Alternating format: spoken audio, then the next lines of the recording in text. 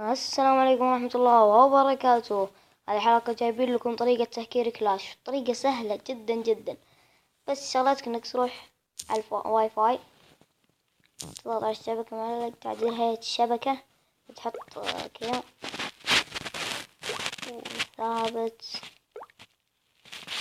تنزل تحت DNC1، هذا DNC1، تمسح الرقم تكتب 178، بعدين تحط نقطة 33 نقطة، بعدين تحط 6.244، بعدين تحط حفظ، راح تطلع من الواي فاي تفتح كلاش. الحين بيزبط معك ان شاء الله. الحين قاعد يتحمل. هو اول شي يجيك اول مرة يجيك تنزيل المحتوى، يعني اول مرة تهكر، بس انا قد هكرت ما يجيني تنزيل المحتوى، قد هكرت ويجيك هذا القلم مصمم كذا بالحالة.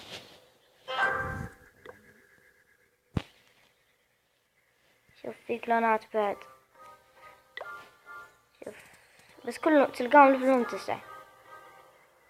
يعني إذا كان مثلا أي ليفل عندك، مثلا ليفلك 20 100 ذا، طلعت من لعبة ورجعت لها يعيد ليفلك. المهم خلنا نهجم، قد جهزت مناطيد، بس خلنا نطور المجال. خلاص مكة زي 120 منطاد بس، ولا يمديك تحط كثير.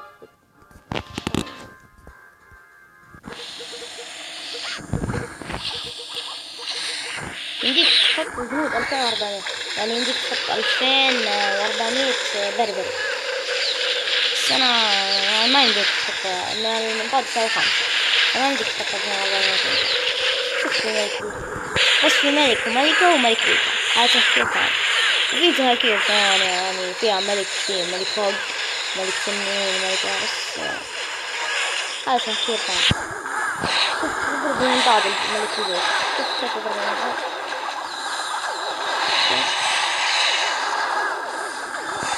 شوف والله درجة ما أقدر أخذ طريقة. 120 منطاد، 120 والله جال